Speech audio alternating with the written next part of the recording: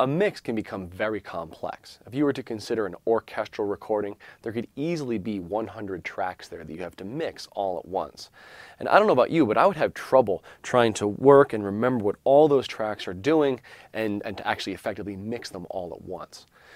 So what we end up doing is kind of chunking or submixing groups that kind of belong together. So in an orchestral mix, we might take all the woodwinds and put those to just one fader that we could bring up and down, and then the brass to another single fader that we can bring up and down.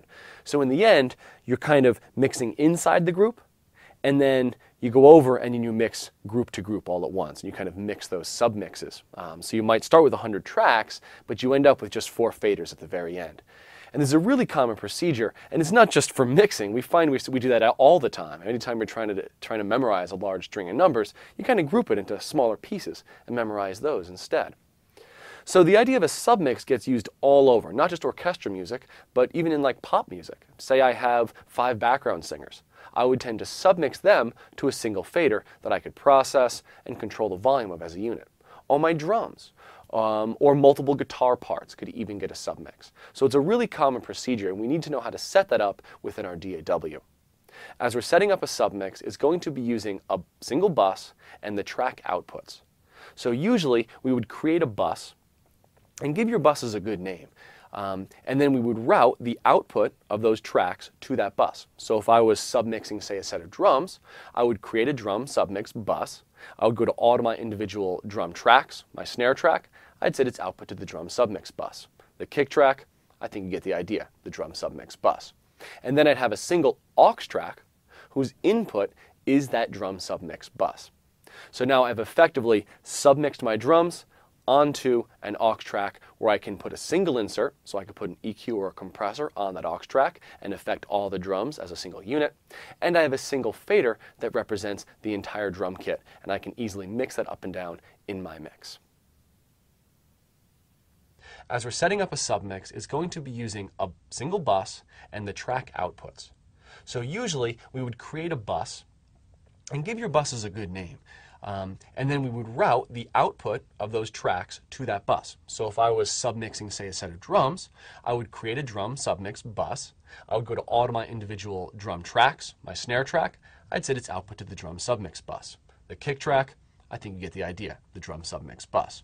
And then I'd have a single aux track whose input is that drum submix bus. So now I've effectively submixed my drums onto an aux track where I can put a single insert, so I could put an EQ or a compressor on that aux track and affect all the drums as a single unit. And I have a single fader that represents the entire drum kit, and I can easily mix that up and down in my mix. Now that we've seen how a submix works conceptually, I'd like to go through the steps of setting one up in a single DAW. It will be up to you to try this in your program, but I think you'll find the steps are very much the same everywhere. So I have my track here. It's one we've been working on through the course. Let's hear it.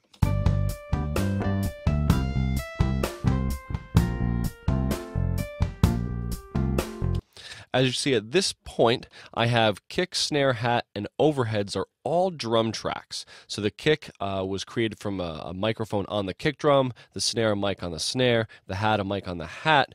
Overheads are 2 sets of microphones above the entire kit.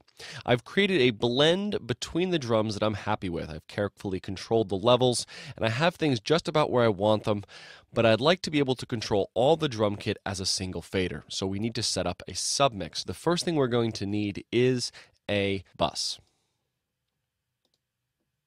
So I'll create my bus. We talked about kind of using an I/O or a bus window earlier. I'll create a new one. I do want to make this stereo because I'm creating a stereo mix inside the submix, so I'll need a stereo bus for this to function on. And I'll call it my drum submix bus. With that created, I can configure the outputs of all my tracks to go to that drum submix. Now, if I was to hit play right now, we would not hear drums at all. Let's hear.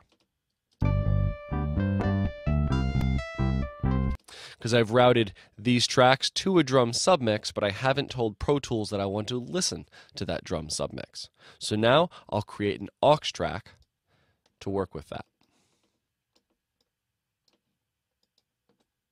Like we saw in our earlier diagram, we're going to set the input of this track to the drum submix bus.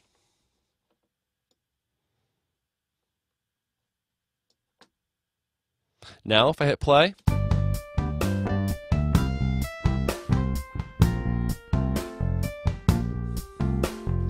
we hear the drums and our drum submix is complete.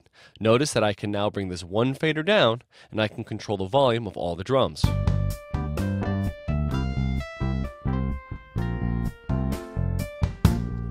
I could also add an insert like we tried earlier, maybe an EQ plugin. And I can control the equalization of the entire drums as a group. Maybe I wanted to reduce the high end on the drums. I could do that like this. Or increase it as I like. So I can control all the drums as a single unit in this submix. I'd like you to go to your DAW and try out this technique. It doesn't have to be drums, and doesn't even have to be very musical. I just want you to try to create a submix within your DAW, a mix within a mix. It's an important technique, and you're going to need to know how to do it.